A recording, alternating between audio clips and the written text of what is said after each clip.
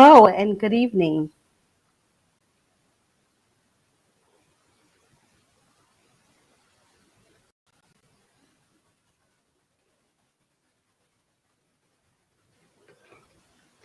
I'm expecting a few more people to jump on here, but in the meantime, we're going to get started just as we are. Thank you so much for taking time out of your schedules this evening to join me as I share the presentation that I had the pleasure, privilege, and honor to present at ISSE Long Beach just this past January. The Stop the Wine and Nail It was so well received that I felt that I wanted to share it with anybody that was willing to hear it and just make it available for nail professionals in our industry. I had such a great time sharing it during my time there. I loved the feedback, and it was just great and wonderful feedback. And I just wanted to share it because, of course, everybody was not able to be in Long Beach. Even though I have to say it was a welcome break from Chicago's cold weather. Not that it was perfectly hot there, but it was a nice break, and I was able to get out and get some morning walks in the process. So I just look forward to moving forward with you this evening. Please,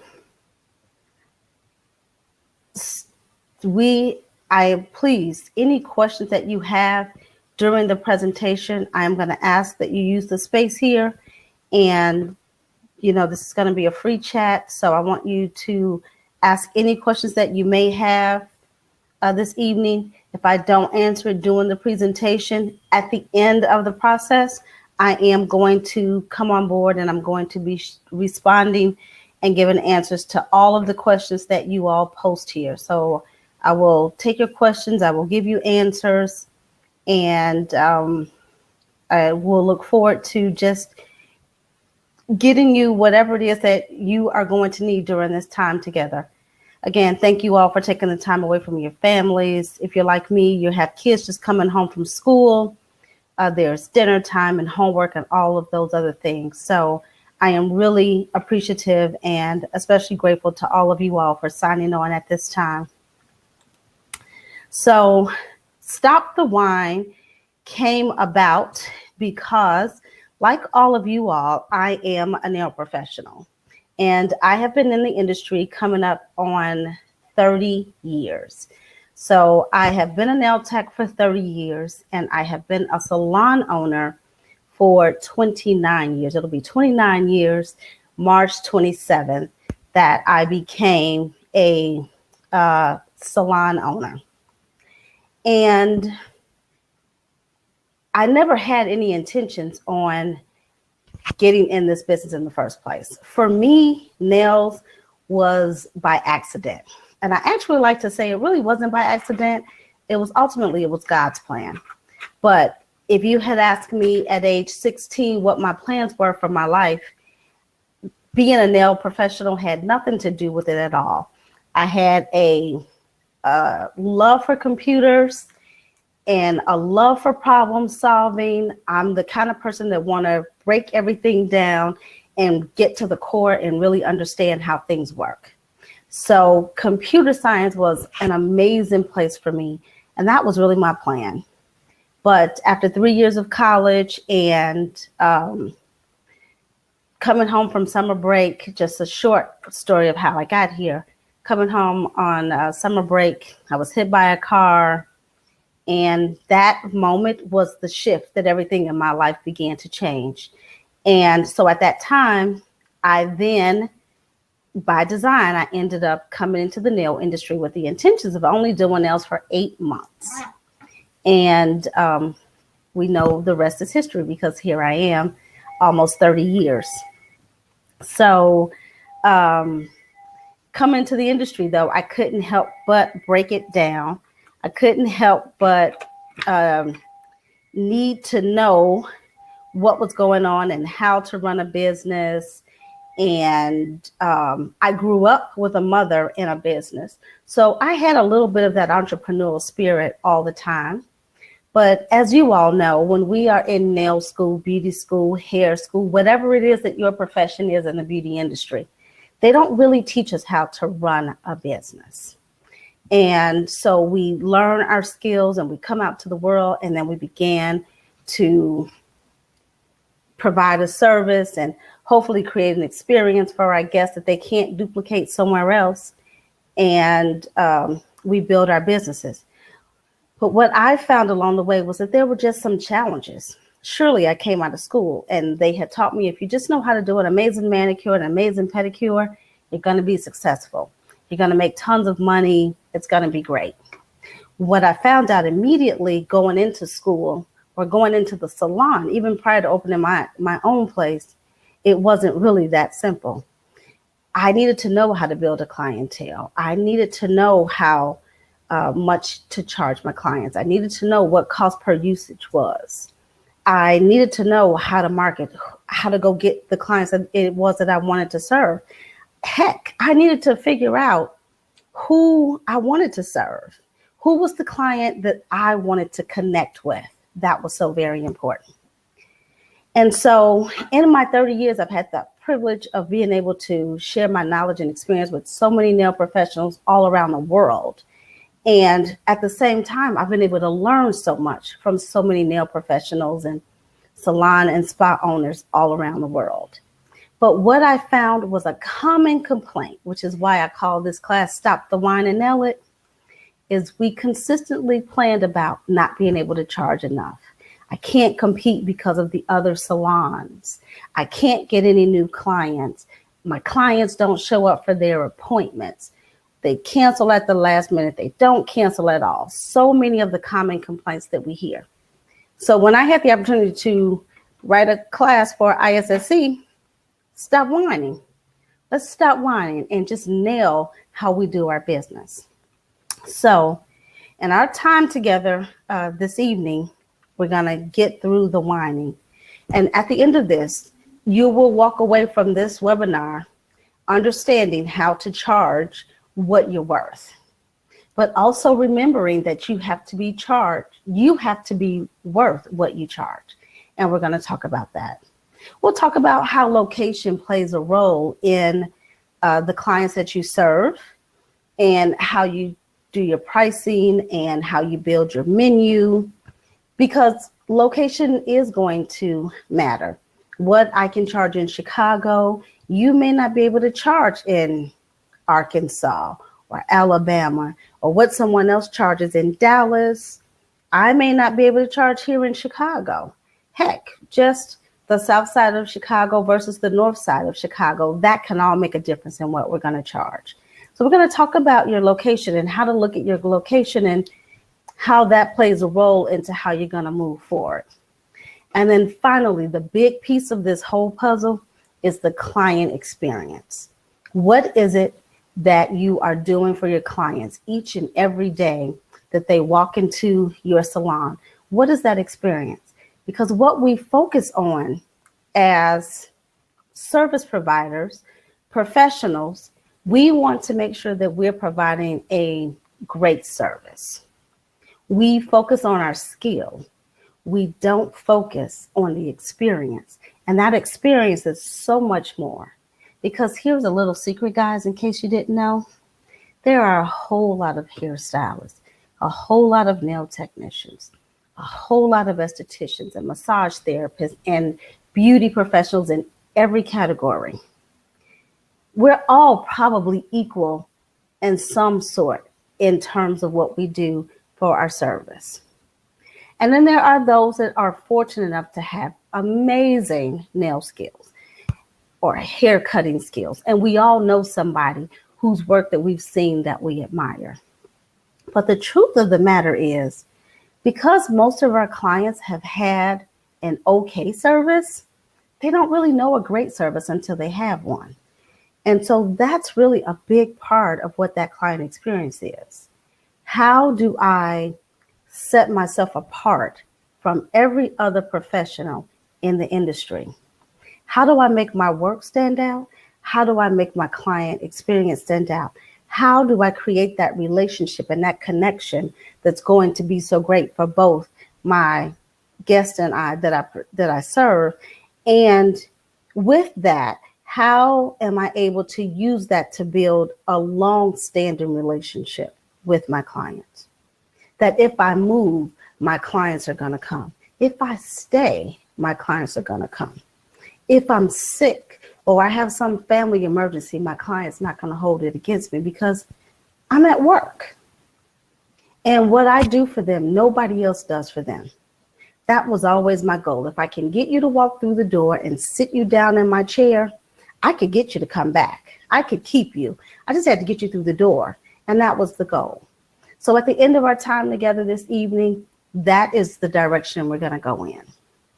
So you'll see here on the screen that I shared a quote. It says, working hard for something we don't care about is called stress. Working hard for something we love is called passion.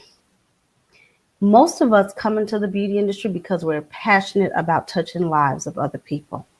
We're passionate about beautifying them, head to toe, whatever our role is. But what happens is we become stressed, and it causes us to make our passion sort of waver. We get stressed because of the no-shows. We get stressed because we can't pay our bills. We get stressed because this is what we love. And yet we have to go find a job to make ends meet so that we can take care of our families. We're stressed because there's a salon on each block of us that charges a third of what we charge. And we are afraid to charge more because we think we need to compete with them. But I'm going to talk to you about why you don't have to. And when we end this time together, I'm asking that you just go through this with me, and that you have an open mind, and that you look at how you can bring the passion back into your business. That the stress that you have and the questions you have and the doubts you have about the beauty industry are no more. That you can change the way you do your business. Because the fact of the matter is, it is your business. Whether you are an employee in someone else's salon, you are a booth renter, independent contractor, if you are home-based, if you are mobile-based, if you are the salon owner yourself, obviously it's your business. But everybody in the business is in business. That 8 square foot of space that you sit in and that you present or you provide your service to your clients, that is your business. And ultimately, it is you that is responsible for your business. It is you that is responsible for the success and the growth of that business.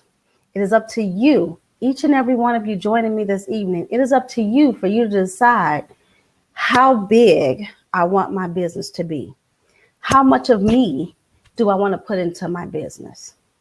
And when you figure all that out and you work towards that and you take actions towards that, that's where our passion remains.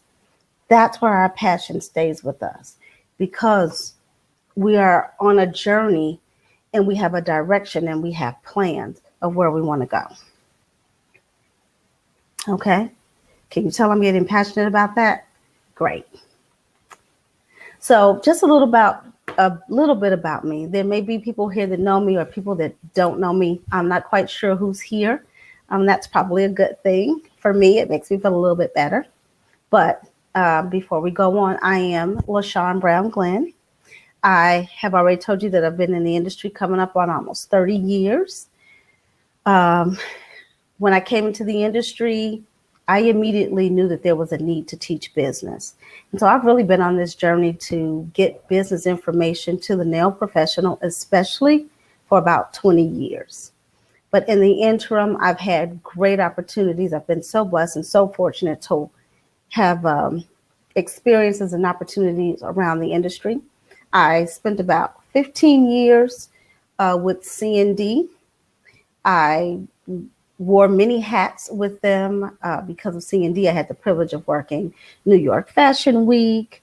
I've been to China and Hong Kong, just to name a few places on behalf of being with C&D and being able to train. I was a part of Entity Beauty when it originally launched in 2006 to the U.S. market. It had previously launched in the Asian market, but when it came to the U.S., I was a part of that founding team. My last corporate position was with Tweezerman International. I helped to launch Alessandro International, which is a European company. They're out of Germany. And so I was responsible for helping to launch Alessandro to the U.S. market. I've had the privilege of being able to co-author a book with Jim Rohn, Brian Tracy, and Dr. John Gray. He's the author of Men Are From Mars, Women Are From Venus. So I've had the pleasure of being able to contribute to that, as well as I've contributed quite often and still do to this day to Nails Magazine. Once in a blue moon, I've been able to give a little something in the Nail Pro, but a consistent opportunity to write for Nails Magazine. And then additionally, I've been able to do commercial imprint work. So whether it's been a commercial on TV, an advertisement in a magazine, a billboard, I have a client list that includes places like Gucci, Wrigley, Cracker Barrel, Delta Faucets, just to name a few. Now, please understand, I don't share any of this with you to brag about what I've done, but just to share the opportunities that are available to us in the industry. We start our careers behind the table, and it's a beautiful place. I mean, I still go into my salon and provide services every Thursday and Friday. I love it. I go in, it's a girl's day out. I laugh, I talk, I do nails, I make a few pennies in the process. It's a beautiful thing, and I look forward to that time together. And it will always be my favorite place.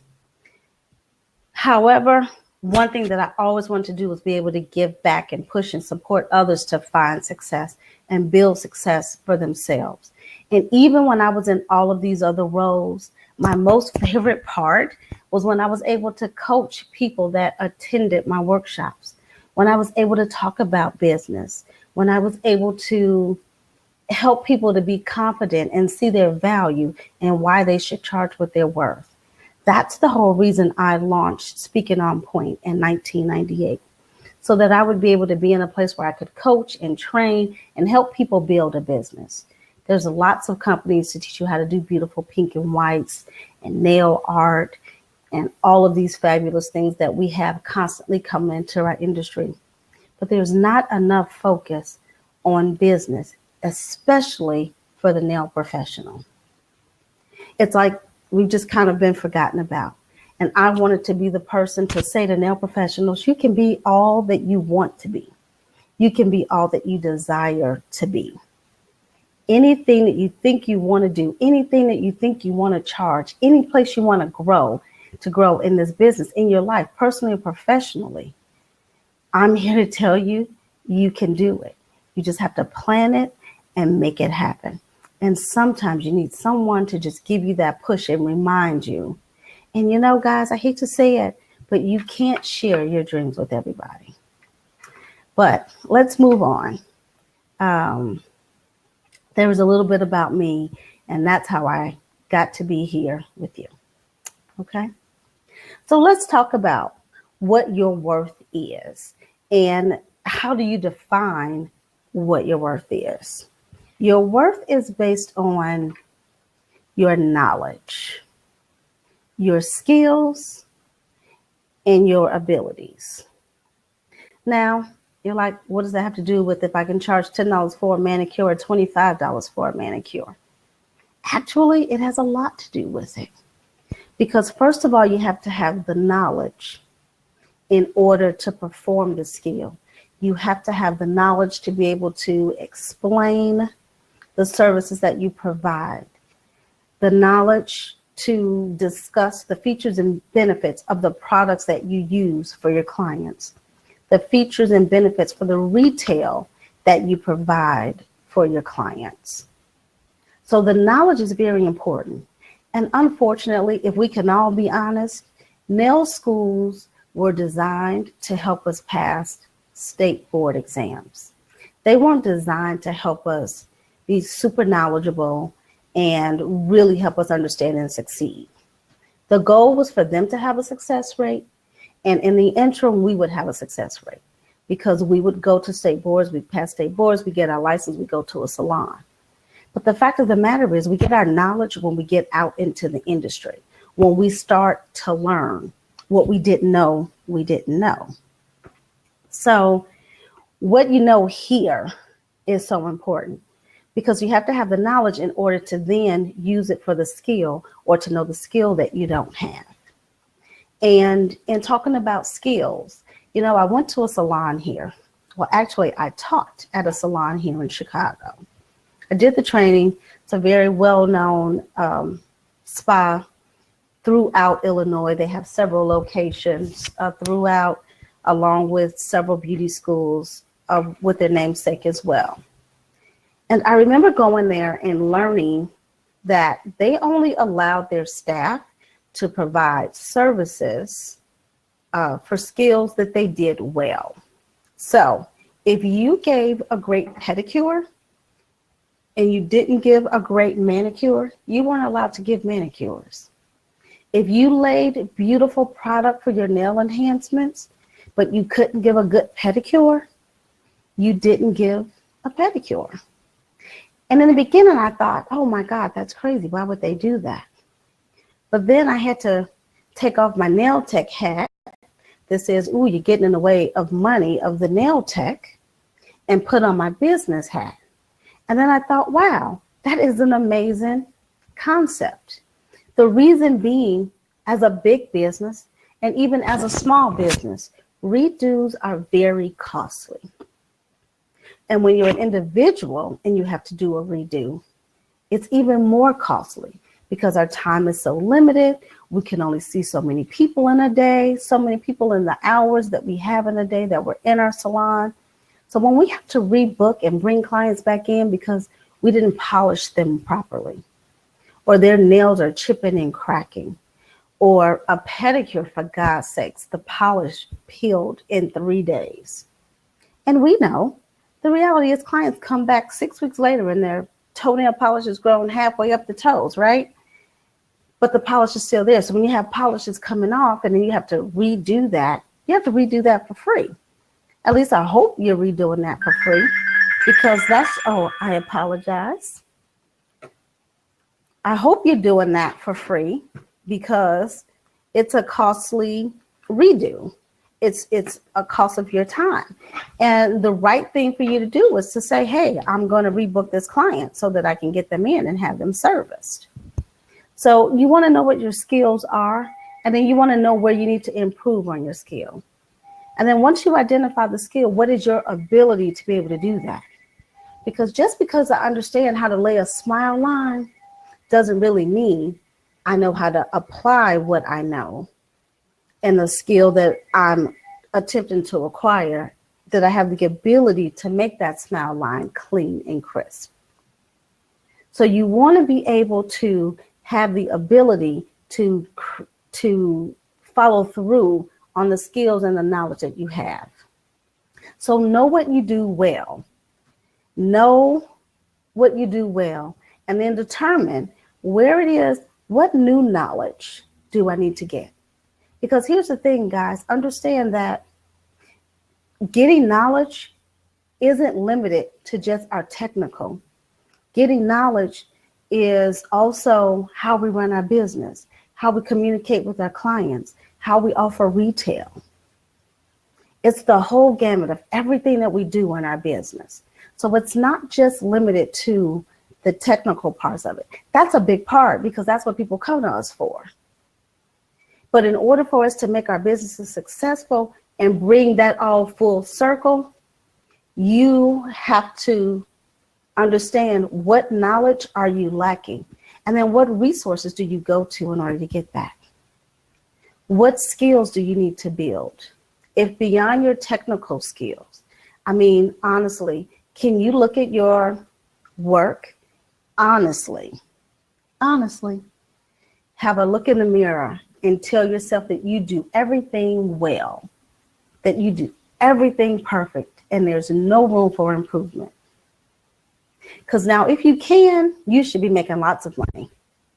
We should talk immediately after this webinar and talk about why you're not making the money that you should be making. Because if you're perfect, there's no reason why you shouldn't be successful or more successful than where you are. So what skills do you do well? Now, here's the thing. I am a great powder and liquid nail technician. I do powder and liquid extremely well. I create beautiful smile lines. I can polish my butt off. Now, am I polishing nails in 7 minutes and 3 strokes? No, that's just reality. But can I polish a nail so perfect and beautiful that you're wowed by it? Absolutely. I had a client once tell me, you don't polish nails, you sculpt your polish. And she's right. Every stroke of it, every cleansing of that product, it is precise and specific. Because again, remember guys, in the beginning, I said, for me, I want you to walk in the door, sit in my chair, and never want to go away. That was always the goal.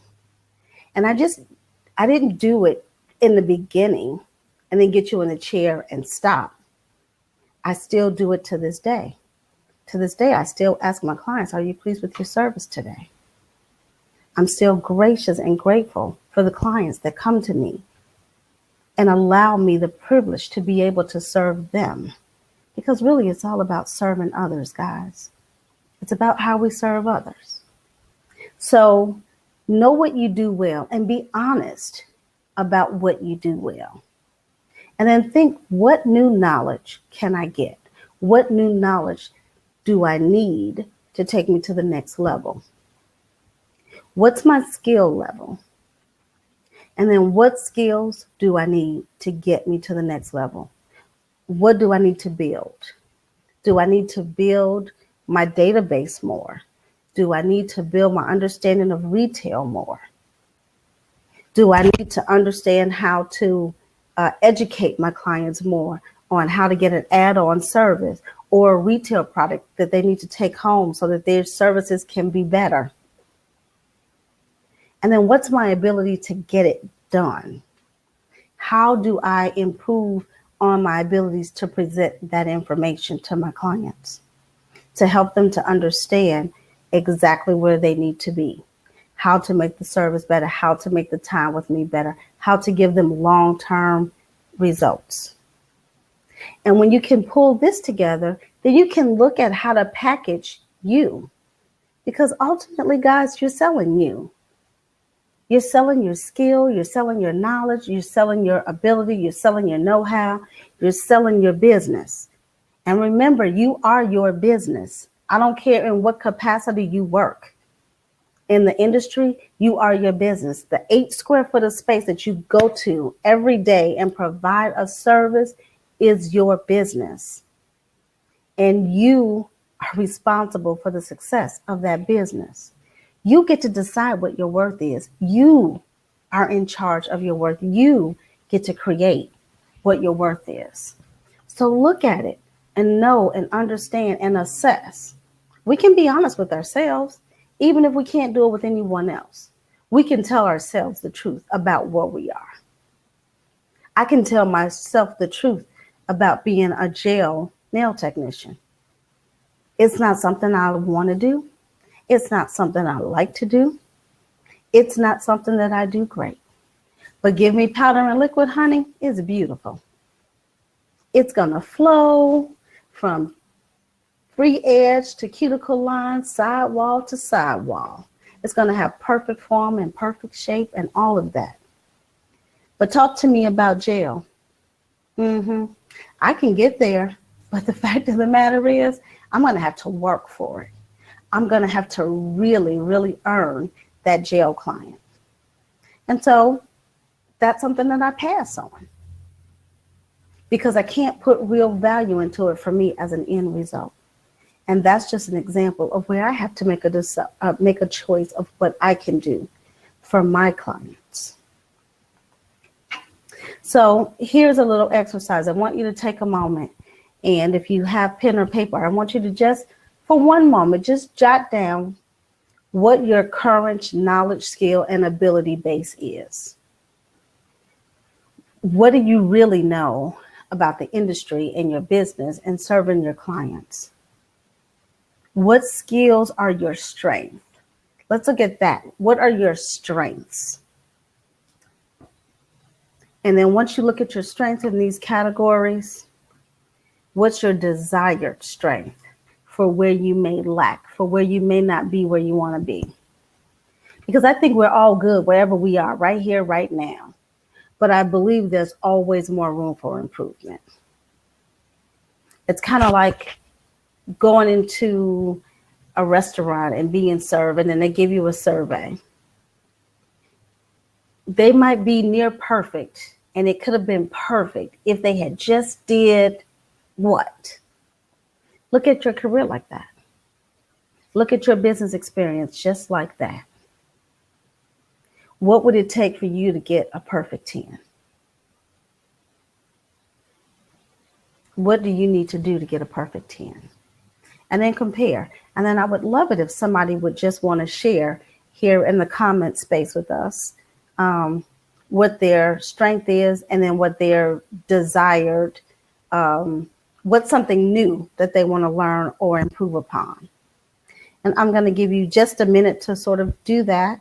And we're going to pick this process back up. We're going to kind of talk about what you shared here with us this evening. So let's just take about a minute.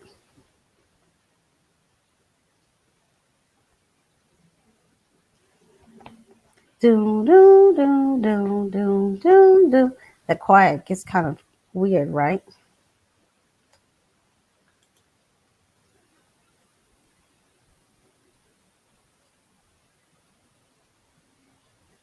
Okay, so how are we coming with our exercise, everyone? I'm so glad to see that everyone is on board here with me still.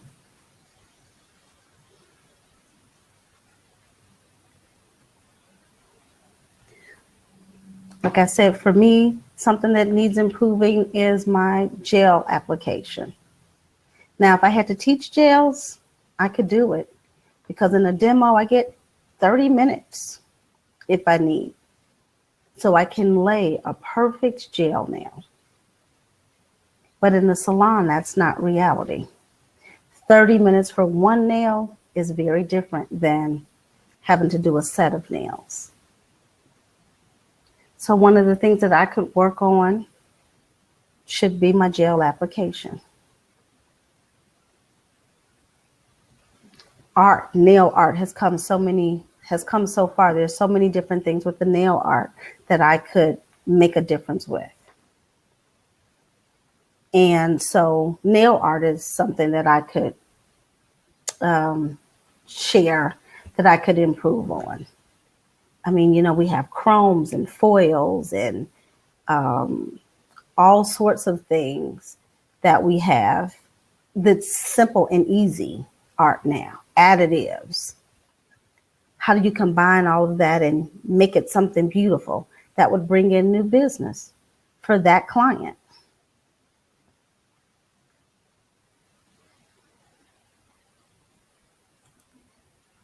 Okay, so let's get to the location. Location, location, location. Why is location so important? Location is important because it determines who we serve. It determines what we charge for the services that we provide. It determines the type of marketing you want to do.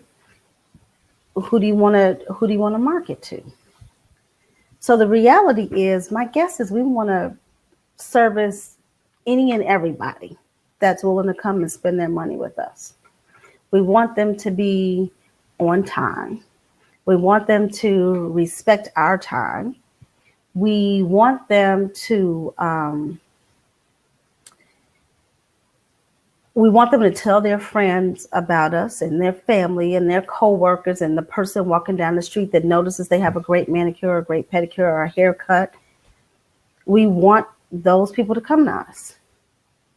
So one of the biggest things that we complain about in the nail industry is how to compete with the discount salons. And so I could be teaching a class, and one of the common things that could take over a class if I lost control was, why is it that the discount salons are everywhere? The non-standard salons are everywhere, and I just can't compete. I got a salon over here, they're charging $35 for a manicure pedicure. So let me just give you an idea. I'm here in Chicago. I service my clients in downtown Chicago in what we call the Loop. I am on Washington, not that those of you that don't live here would know, but I'm on Washington and Wabash, essentially. And then 1 block south of me on Madison, is a discount salon that's $35 for a manicure pedicure. 1 block north of me on Randolph is another discount salon that's $35 for a manicure pedicure with a free pair of flip-flops. And then you have me smack dab in the middle, and my manicure pedicure is $85. Here's the thing. I have nothing against the clients that go to the discount salon. There's actually things we could learn from the discount salon. They get their clients in, they get their clients out. They don't need an appointment. They take walk-ins. Their business is essentially made up on walk-ins. There's no pre-booking, no rebooking, no none of that. And not to say that I want to run my business that way, and maybe you don't want to run your business that way. But what you do in any business is you look at those people that are doing it and you say, what are they doing that's good and that works? And how can I use it if it's something that works for me and who I want to serve? So I'm located where my prices could go either way. I could go low, I can go high. My prices are going to work either way. I came into the business once I could identify and understand that I was in this industry. I wanted to serve people that would appreciate my knowledge, my experience, the successes that I've had in the industry, my technical ability, the way I run my business, to kind of sum it up. It wasn't really so much about how much money you make or don't make, because I am a firm believer that people spend their money how they want to spend their money. So, and I know we as beauty professionals, as nail technicians, we're always saying, I couldn't charge my clients that because they can't really afford it. But if you just think about it, all that are on this call with me, if you just think about it, we spend our money the way we want to spend it. We go out and buy a purse if we can't afford, but we really want it. Yes? Would you agree? We go out and buy dinner for $100 because we really want that surf and turf. And they're going to prepare it perfectly and somebody's going to serve it to us. Again, would you all agree? We spend our money the way we want to spend it. Most people spend their money the way they want to spend it. Not my husband so much, but most of us spend it the way we want to spend it. You know, there has to be a saver in every family. So thank God for him.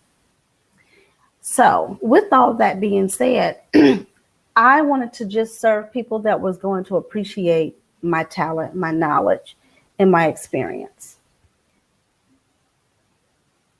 I didn't want to do that by having to give away my service on a consistent basis. So I've never had a problem with saying, I got a 20% discount for a first-time client. I have, a buy one, get one half off or one free. But my marketing has always been to the people that I want to serve. So I'm located in downtown Chicago. Most of my business over the years have been built word of mouth. Currently, most of my clients have been with me forever. I think the client that's been with me the least amount of years is approximately 5 years. The client that has been with me the longest has been with me for, I believe, 27 years, I think. I believe she's been with me 27 years. And then I have everything else in between, okay? Because for me, it's always been, I need to get you in the door. I need to keep you. It's a courtship. So I treat my client relationships just like I treat my personal relationships, my friendships, and my love relationship. What I do to get you in my life, I have to do to keep you. So consistency is important, okay? I moved to an area where I felt like I could charge higher prices. Now, once upon a time, I was on the south side of Chicago. And when I started doing nails in 1988, my full set of nails at that time was $45. My full set now is $85 to $110. Depends on if I'm doing pink and whites, which every new client that comes to me walks out with a set of pink and white, because that's how I wanted to set myself apart from everybody else. I wanted to make myself different in some kind of way.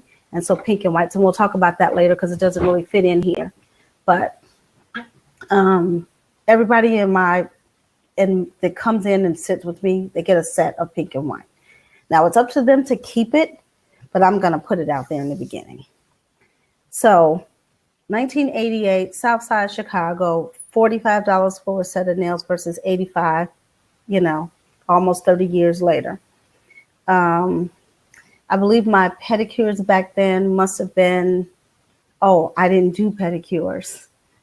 I always had somebody doing pedicures. I actually didn't start providing pedicure services until about 1996, when some clients finally put their foot down. So I went all of that time without doing a pedicure. So I can't really tell you what a pedicure was back then, but I can tell you now that my pedicures now start at $55, go up to $85, depending on the pedicure that you choose. And then I have add-on services for that. And I didn't do a whole lot of marketing. What I did back then was everybody got 2 free nail art fingers. And, in 1988, it wasn't a lot of nail art. So it was the striper brush for the most part, 2-tone nail polish. So everybody got 2 little designs or a couple of rhinestones. That was my marketing. There weren't a whole lot of nail technicians. You had something that other people didn't have that was standing out. You would then refer people to me. That's how I grew my business. When I made the decision to go downtown Chicago, that all changed, because now I'm servicing probably a more conservative clientele, more professional, or somebody's wife. Okay. I'm Mr. So-and-so's, wife. And so that meant I had to do something a little different to do the marketing. So when I first moved downtown, what I did was I kept my salon open on the south side of Chicago. I moved into a 2-bedroom apartment in downtown Chicago with a bath and a half, and I set up 1 bedroom and the half bath as a place for me to do nails.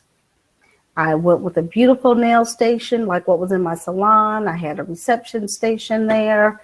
Everything was beautifully set, just like it was in a salon. It was a building that at the time, rent was $1,680. And I gave myself a year to make it work. And in the process, I was fortunate enough to meet a leasing agent that was so kind. And she said, hey, these people here got money. You should offer services. And so she was the one that kind of helped me push to make that transition downtown. And so I started out, when I got the apartment, I started out actually going from unit to unit.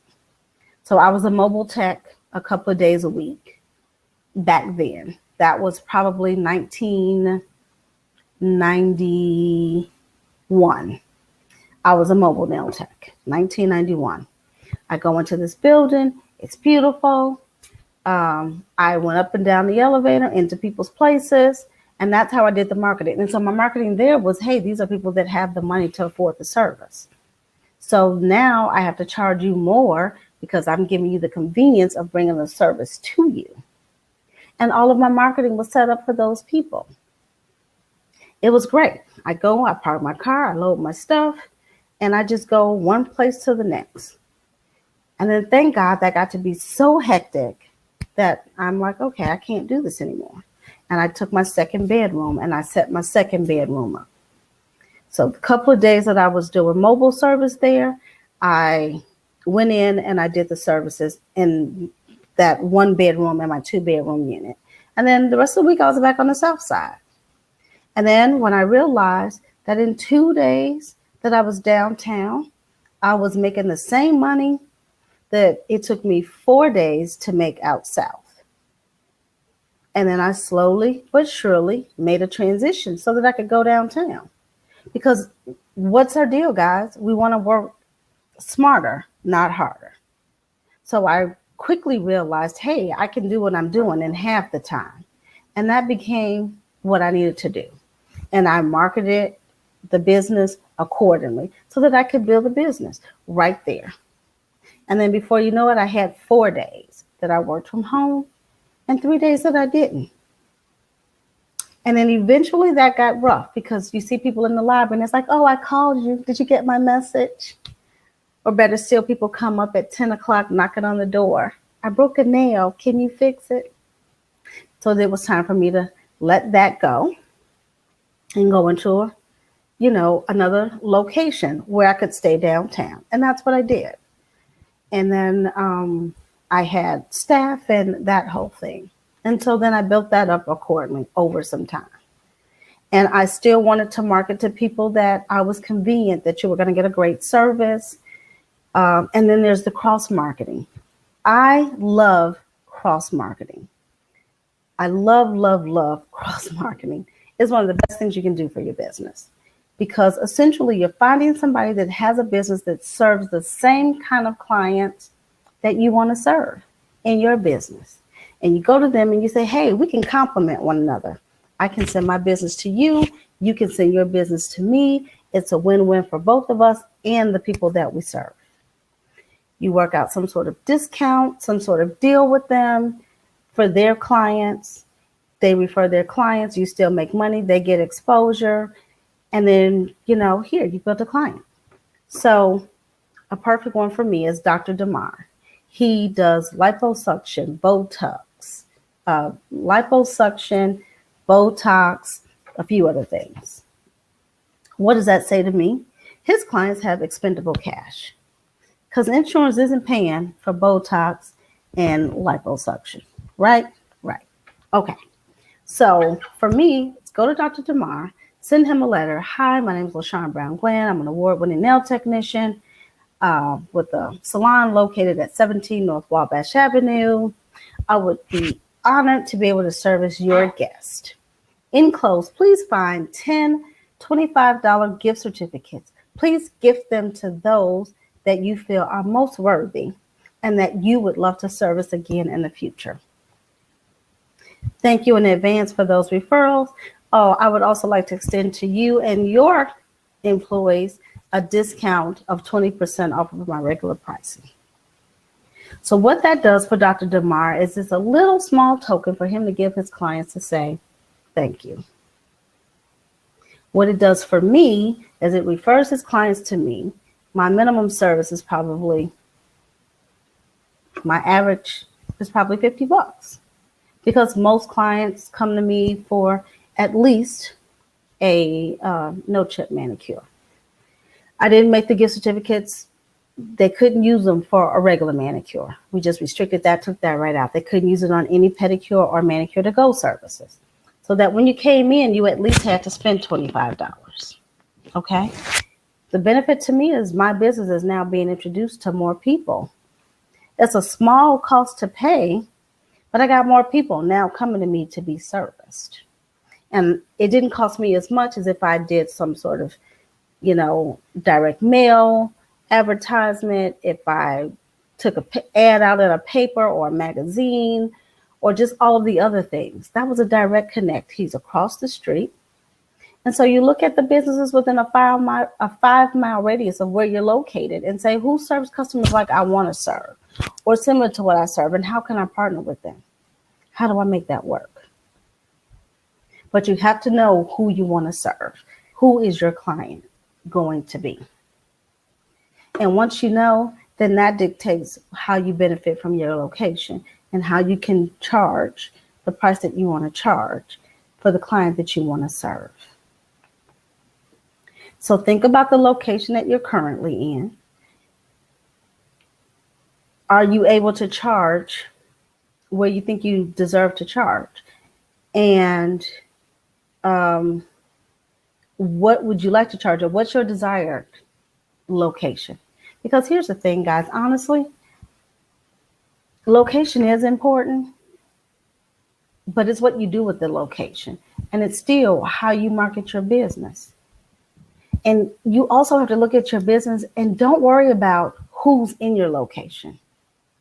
I don't care who's on either side of me, low end or high end. All I really care about is what I want to do. What do I want to do for my clients? Who do I want to be for my clients? Who do I want my clients to be for me? That's really what my focus is who I want my clients to be for me and who I want to be for them, because I want to serve them. I take pride in my work. I give a meticulous service. I give a great experience. There's lots of laughter, lots of love, but that's also because that's what I wanted to build. I wanted to build a culture in my business where women supported women, where women push women, where we didn't have chatter negatively, but just positive, where we push each other. I have clients that have become friends, that spend time together, because really that's what I wanted to build in my business. My location helped me get to the people that I wanted to serve at the price that I wanted to serve a little easier. Absolutely. But I got clients that come from everywhere. South side, north side, right in the loop where I am. Heck, I had a client that came from Bloomington Normal for 7 years. 7 years. This woman drove her car or got on Amtrak and came into Chicago to have her services done. That says a lot about the experience that she got with me. You know how many salons she passed to get to me? How many salons all of our clients pass to get to us? There's a reason they come to you. There's a reason they keep coming back. Maybe it's because they don't want to go find somebody else.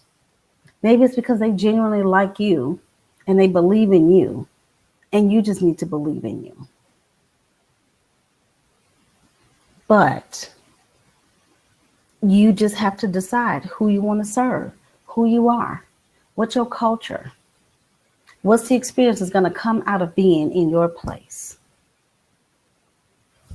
Okay? And then think about 3 businesses within your area that you could cross market to. Take this and let this be an exercise for you to do later on this evening.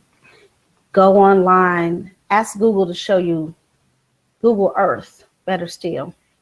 Look at businesses within a 1 to 5 mile radius of where your business is located. And look at those businesses and see who you can market to. And then what that marketing could look like. How can you make that work? Okay? The client experience. What is that? Because, LáShaun, don't I go to work just to do nails every day? No, you don't. You go to work to make your clients feel amazing. I have here, treat your clients like you treat guests in your home. And why is that? Because when people come to visit, when people come into our home, we go out of our way to make sure that everything is perfect, right? We want people to come in, and when they look at our homes. We want them to see that our homes are clean and they look great.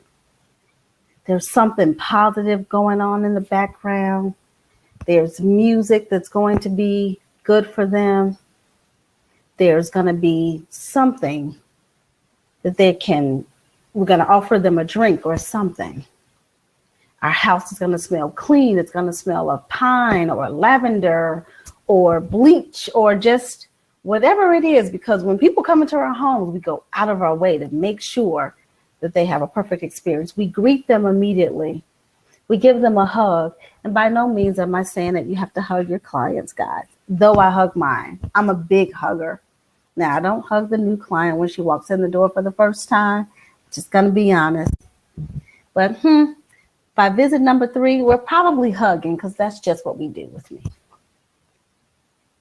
But when you greet somebody, when they come into your home, they ring your bell, you go to the door, hi, how are you? You hug them, you welcome them in, you make them feel comfortable, you take their coat, you show them a place to sit, you offer them a drink, you make sure they feel good. And you've been flexible and you've been able to work with them. So when you're creating your client experience, it has to be the same experience when we're servicing our clients. When your clients walk into where you provide your service, or if you go to your clients, what does that look like? Does your setup, if you're mobile, does your setup look professional? Are your products clean? Is it dust free? Do they see you disinfect and pull out and use new clean things? If someone's coming to where you are, what do they see when they walk in? Do they see dirt? Do they see clutter? Is it dust? Is it in disarray? Or is it pulled together? Is it neat and pristine, dust-free? Do you have flowers? Is there something hanging from the ceiling, some light, something that grabs their attention that makes them feel comfortable when they come in? Because it's our knowledge and our skill and our ability to be able to do the service for them. But it's a lot of people that can do that.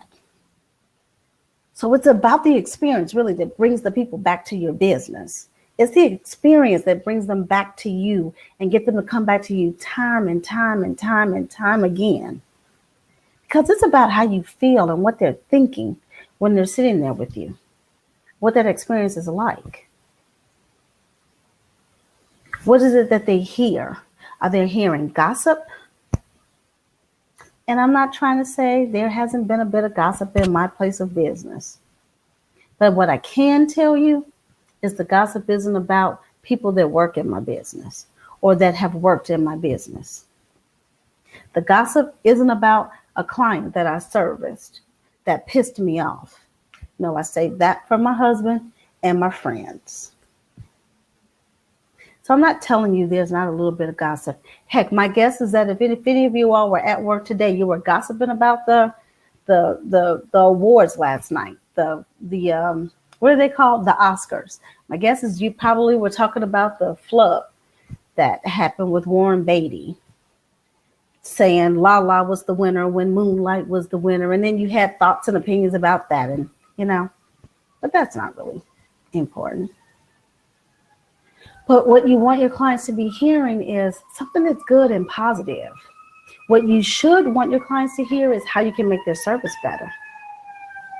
What add-on service you can do with them.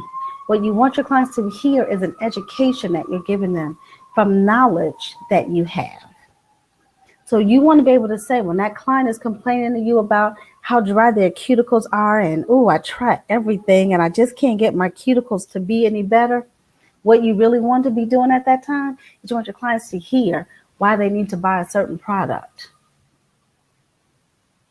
and how they want to use this product, why they want to use the product twice a day, how to apply that product. And then you want them to know that if they use it, you will know because you're going to see a difference in their cuticles, in their skin, and their enhancements if they're wearing it. You're going to see a difference after they remove their gel polish, manicures, because they follow these instructions. You want positive talk. You want great music playing in the background, whatever your culture is, whatever you rocker culture, rapper culture, professional, if you want to go back, I had a client that wanted to always hear Old Blue Eyes when he came in. I can't think of his name right now. Tony Bennett. No, that's not Tony Bennett. But you guys know who I'm talking about. But I had a client, so when she come in, that's what went on Pandora. That's the kind of playlist that would play. And that's also because now I'm in a situation where I serve guests by myself with one other person that shares a space with me. I no longer have a staff of people that's working for me. I gave that up in 2012. So I have a space. A friend shares it with me. Our clients are about the same. We mesh well together. So the music that we play is great. And it works for everybody. But when we're there, we're talking about what's good and positive. And hey, let me tell you something. Everybody wants to talk about themselves. So when you're servicing your client should be talking about them, not hearing about you. What's going on in your world isn't really that important when they're being serviced and they're spending their money. And again, I'm not pretending like I don't talk about me with somebody. But I got a core little group of people. And when I say core. I got a couple of people and they actually come together. That's when I kind of talk about me, because that's when we talk about everything. That's when it's open. That's a Friday night over a glass of wine, some smoked salmon and cheese, some cupcakes, laugh out loud, having a good time. Yeah, that's when it's okay for me to talk about me. But other than that, it's not okay for me to talk about me. Whatever's happening with me in my world, good, bad, or indifferent, when I cross the threshold, it's about my guests that I serve. It's about the people that I serve. Taste. I always have something that I can offer my clients to drink.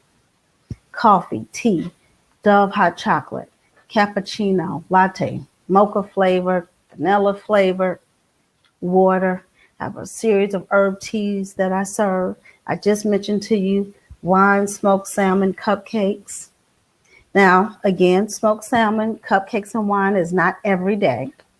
But once upon a time, we did serve wine. When I had a staff and it was an ongoing thing, we did serve wine daily, 4 p.m. until close. Saturday mornings were mimosas. Every Saturday, mimosas were served. And that's what we did for clients, along with coffee, tea, hot chocolate, Coke, Sprite, Diet Coke, bottled water. So when you come in now, you can still have water to drink. You can have, like I said, there are refreshments available. And then from time to time, holidays, just because, then we do have other things that we make available for clients. Because again, I want to charge a higher price. I'm trying to create an experience that dictates that higher price. But I'm also, it's a value add to the clients. You want your clients to see the value in coming to you. When they're driving to you and they're stressed in traffic and things are rough and they're rushing to get on the bus, or darn it, I missed the bus, now I got to jump in a cab. You don't want them at that moment thinking, why do I keep doing this to myself? You want them on the other side to be thinking, man, I can't wait till I get there. It's going to be so good. I can take a deep breath and just exhale. So all that frazzle that they're experiencing to get to you, you want them to feel good about it. And so you got to make sure that everything that you do is right for your business. How does it smell when they come into your business? What do you do to keep the chemical smell down? Does it smell fresh? Does it smell dirty? And let's talk about grooming, guys. Because I've had services where I couldn't wait for the service to get over because the person that was providing the service didn't have good grooming habits.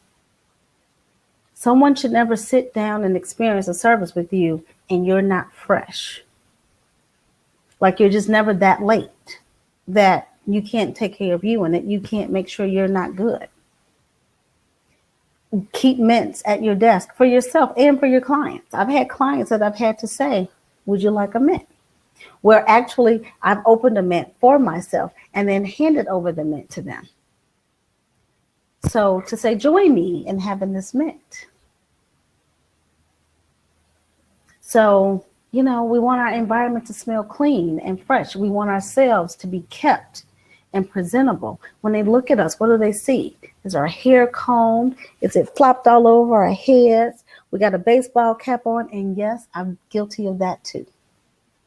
See, this isn't just about what I've done perfect. It's about what I've done wrong and how I learned from it and how you can learn from it.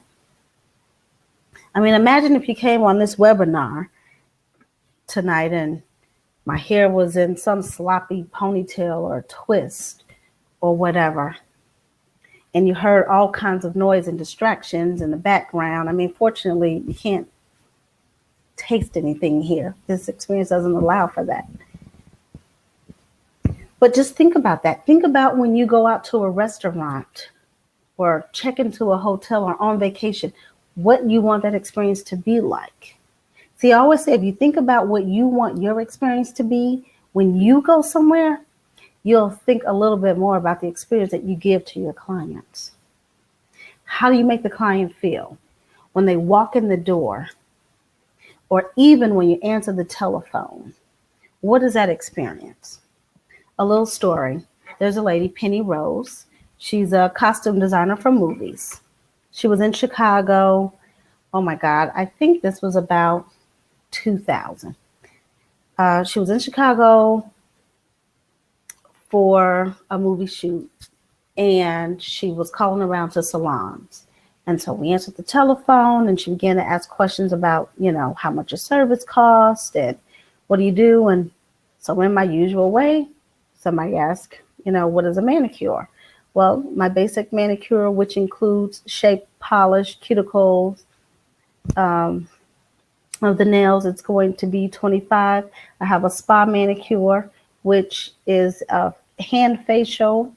So it's going to do it's a facial for the hands with a mask and a scrub, and that is going to be $35. She proceeds to ask some other questions. We go through that. She asks if she can book an appointment. She comes in, she gets a service.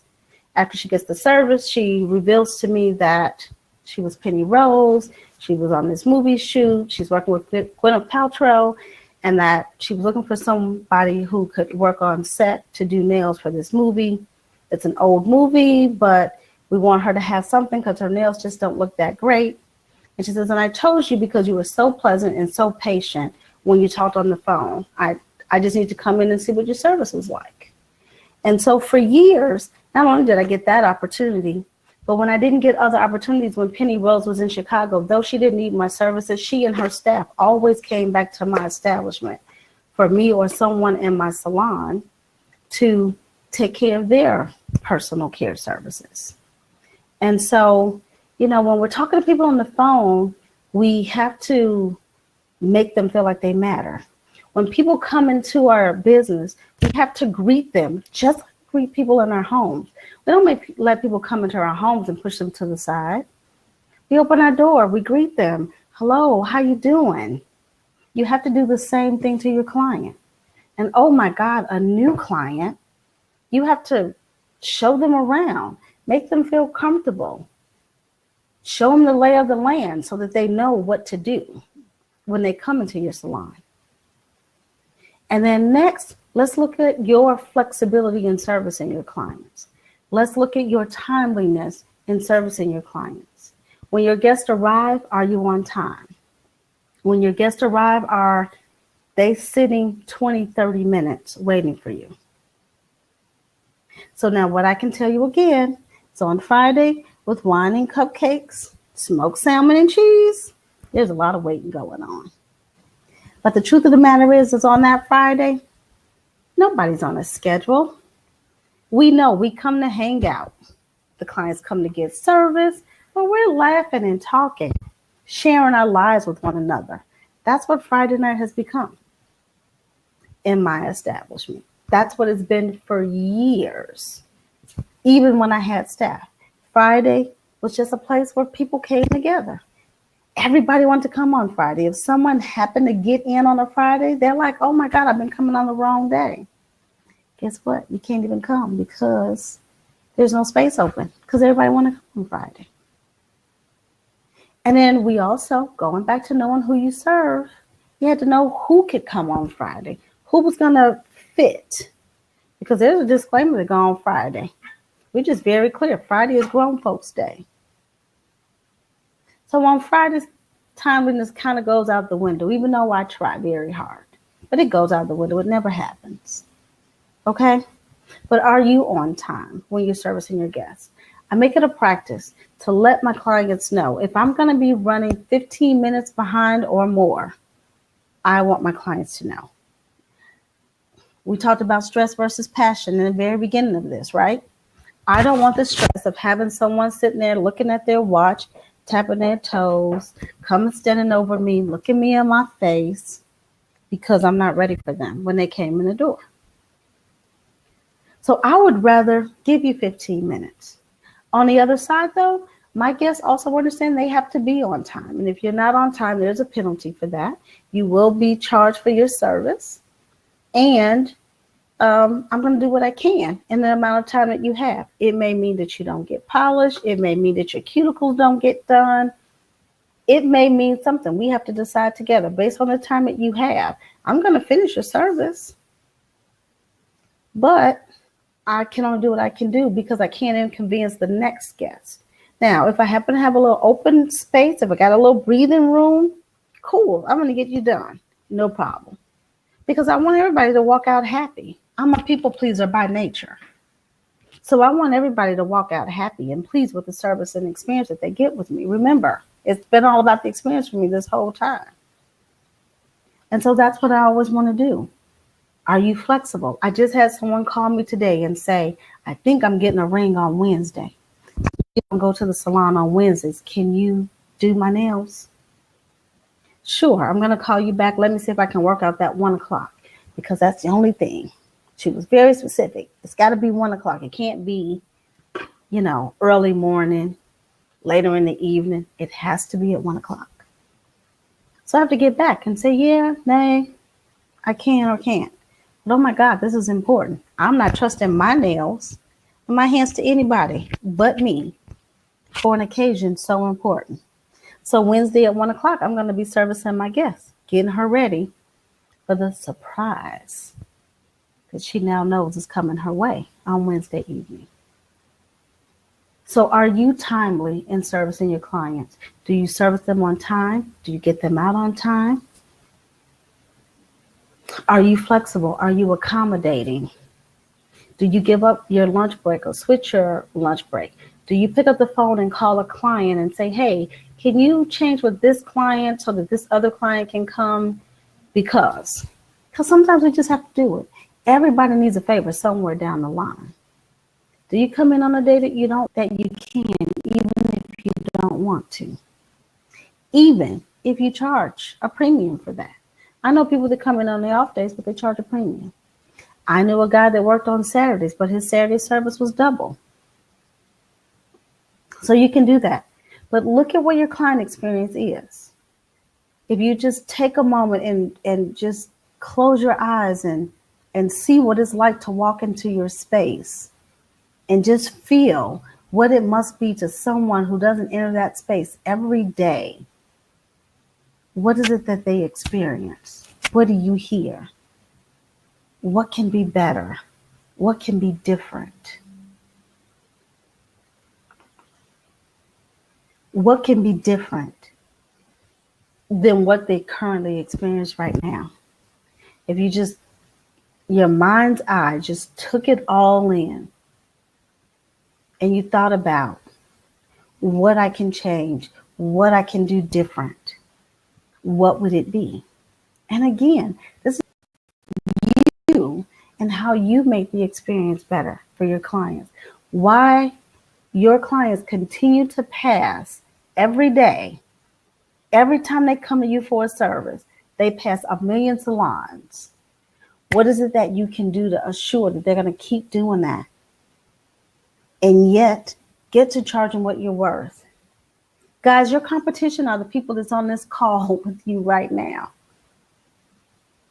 Because you are the ones trying to get it. You are the ones saying, I want to be bigger, better, different in my business every day. I want that passion back. I don't want the stress of where I am in my business. I don't want to walk away. I don't want to quit. I want to do this and I want to do great things with it.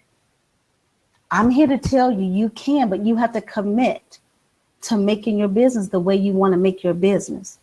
You have to know what it is you want to put out, and then you have to commit to it, and you have to stick to it.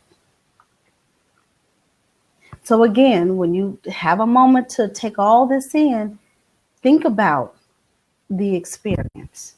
How would you feel if you were getting the experience that your customers are currently getting?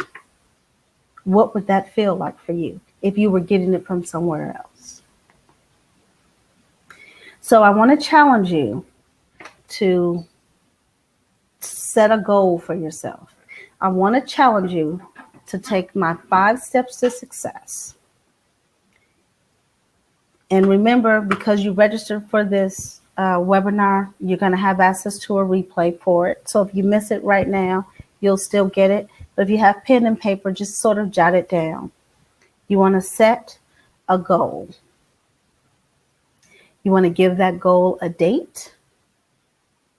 You want to create a POA, a plan of action. You want an accountability partner. And then you want to reward yourself. Why do you need to set? You have to set a goal, and you have to set an end goal versus a mean goal. So often our goals is, I'm going to get 5 new clients, just as an example. What's the benefit of the 5 new clients? Let's say the 5 new clients at $50 a piece is going to give me an extra $250 a week. Or an extra $250 twice a month, so being an extra $500 a month, so being an extra $6,000 a year. And with an extra $6,000 a year, I can take a weekend vacation. I can pay for my daughter's dance class. I can buy my son a new bike. Whatever it means to you. And so instead of setting a means goal, set an end goal. What's the end goal? And then you work back to what it is you're trying to get to. In this case, I want to build my book by 25 new clients this year. Let's just, throw a number out there. And how will I go about those 25 clients? I want 25 clients, and this is going to be the benefit of me for getting 25 new clients. I'm going to retail 3 new products this year. And this is going to be the benefit of me retailing 3 new products this year. And then you want to give your goals a date. When you write your goals down, it makes them real. They become tangible. It's not enough for your goal to be here. It's not enough for your goal to be here. This is my favorite place, by the way. And I have it here, but I also have it written, handwritten, pen and paper. It's a connection. It's real. If you write it, in 1 year, you can go back to it. It's real. If it's within the time that you said it could happen. So set your goals. Even if it's for you to lose weight. Maybe it's not just your beauty business. But even if it's for you to lose weight. Or, eat better. Make it real by writing it down. The second thing you want to do is to give it a date. When you give it a date, it has a deadline. It's not just a dream. It's not just something I want to do. It's not open-ended. It has a deadline. Deadlines make us commit. And so then you're committed to what it is that you have to do and want to do. So you commit to yourself to set the goal. You commit to your family to set the goal and to reach that goal. Because it's going to make a difference for you and your family somehow, some way, somehow. It's going to make a difference. It's going to bring you more joy, more excitement, less burnout, more passion, less stress, better health, a better work environment, a happier work environment, whatever it is it's going to do for you. So it's a commitment to yourself. and then create a plan of action. How am I going to get these 25 new clients by June 30th, 2017? Who am I going to market to? Am I going to build a referral program for my clients and refer my clients, reward my clients for sending me referrals? How am I going to do that? So you have to have a plan of action. You have to have the steps. And you can write a big plan of action, and then you break it down into tiny little steps.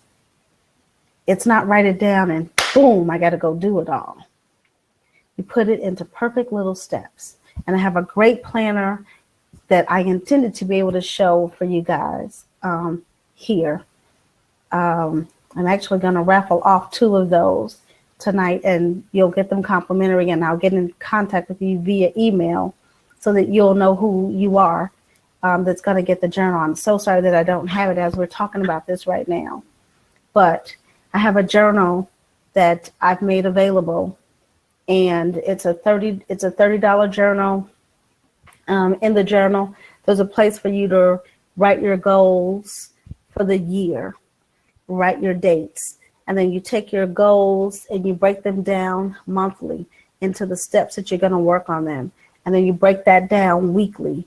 And then you record at the end of every week what you've accomplished in that week towards the goals that you've set, so that you can see and that you're being accountable to yourself and your success in that journal.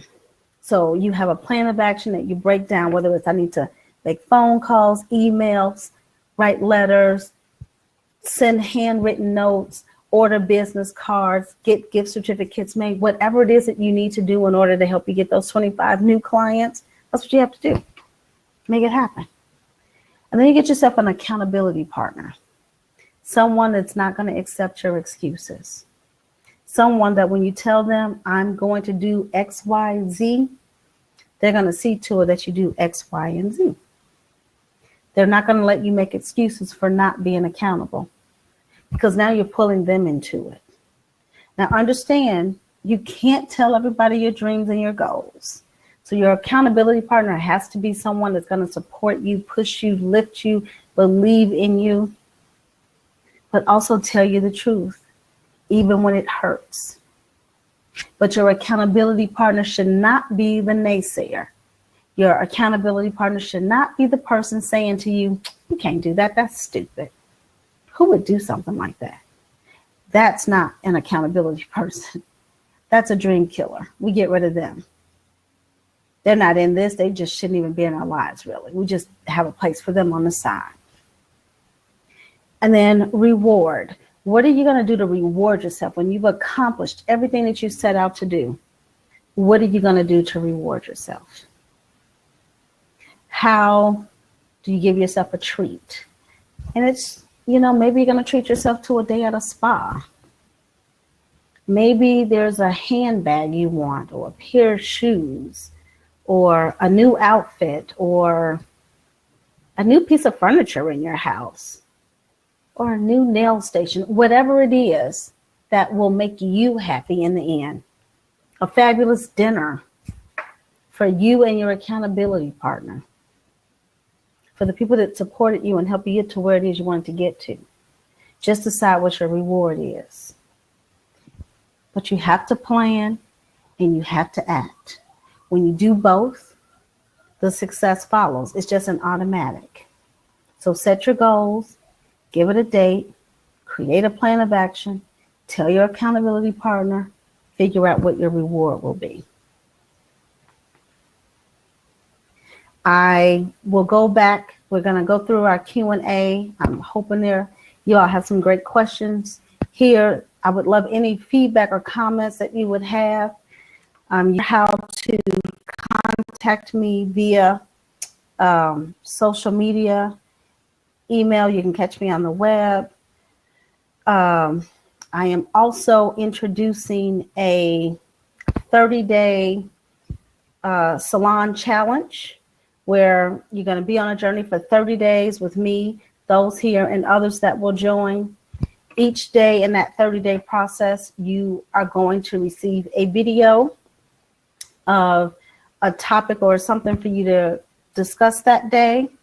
You are going to also receive an email with a quote and an action item. And so that at the end of the 30 days, you have 30 day, at the end of the 30 days, you will have had 30 steps that you will use to make changes in your business and to be able to build your business with new clients, new retail, new goals, marketing tools. It will be a full little pack of things that you can do, but just taking it one day at a time to make it a little bit easier for you. So 30 days, I'm calling it 30 Day Salon Challenge. It's going to be 30 days for $30. There will be a Facebook page that will be just for the people that's a part of the Salon Challenge, so that we can lift and share our information with one another, our plans, our goals. We can hold one another accountable. Yes, I will be participating personally. So not only guiding, but I will also be participating in the Salon Challenge with you as well. There are some things that I could do, even though I'm by myself. There are a few changes that I could make, and I am willing to make those changes. So you will get a link and you'll get information to that 30-day challenge as well. Again, I have a couple of people that are going to receive the planner. I'll send you an image of that. I'm so sorry that I didn't have it to show you here this evening as I've planned for you to be able to have it. But guys, honestly, the success of your business really depends on you. It's so easy for us to be successful. And I think we are always looking to go out and find the next big thing about how to do our business. If we just go back to the core of our business, if we just go back and make sure the core of our business is the way it should be, we will find that we can grow our business and reach success at a greater pace than all of the other fancy things. Not that we don't need those, not that we don't need the skills and the know-how of all of those other bigger, greater things. But I think what you have to do is focus on just getting back to basics. Really, everything we've talked about here has been about the basics. And if you get back to the basics, you know, it's the core. It's on our body. Our core is the strongest part of our body. When building a house, the foundation, if that foundation's not strong, the house is going to collapse. It's the same thing with our business. We have to make sure the foundation of our business is successful.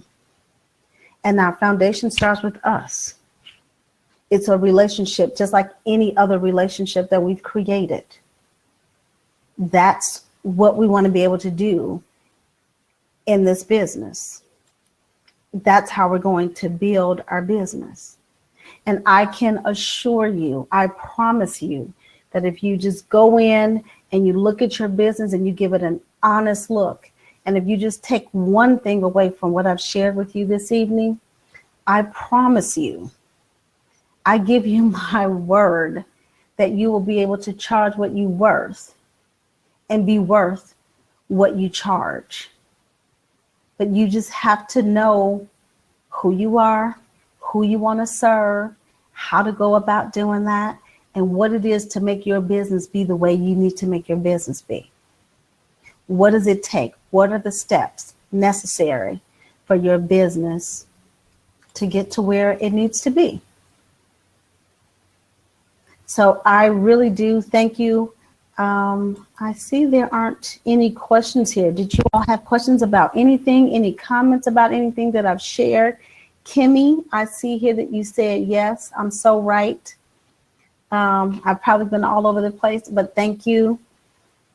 Yeah, again, I've been through the struggles. I still go through them. It's not that I've perfected it all, but I've had the good and the bad. I've had the benefit and opportunity to learn from so many people. I've been able to learn it not only from being in the business, in the salon, but I've also been able to learn from the corporate side of the industry. And so I'm just able to bring all of that together in order to look at, you know, how to do business and to really understand that the business is my business. The 8 square foot of space, it's our business. It's our success. It's up to us. And so that's what you really have to look at, is how to build your business and how to make it successful. So if there aren't any questions from anyone, I would love your feedback. If you could shoot me an email or post to Facebook or, you know, somewhere, comment here. I would love your feedback. I would love to know what you got out of this time with us together. Again, thank you so much. I'm so grateful for the opportunity to have been able to share this with you. I hope that you walk away from this with something that you can take back and that you can immediately sort of implement in your business. I'm going to put my readers on, guys, just because I need to make sure I'm not missing anything here from anyone.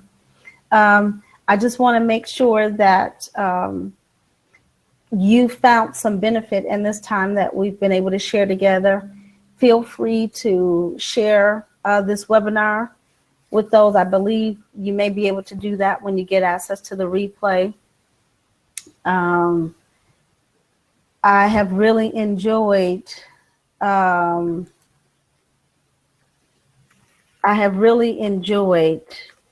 being on this in this hour and a half with you all. Thank you so much to everyone that is here. Have a wonderful evening, and I look forward to talking with you again in the very near future. You can catch me, LáShaun Brown-Glenn, Facebook, LinkedIn, Twitter is LáShaun Speaks, and Instagram is LáShaun Brown-Glenn as well. You can email me at lbg@LaShaunBrown-Glenn.com. Again, you can just message me on Facebook or LinkedIn. I will reply within 24 hours, I promise. If you have questions that you just didn't share with here, if you hang up and you think, wow, I had some things I wanted to ask, or I should have asked her this, please, I welcome your questions even after this time that we've shared together. So again, thank you all for your patience, your time, your support. It's greatly appreciated. Have a wonderful and restful evening. Good night. Thank you. And get to those goals. Bye-bye.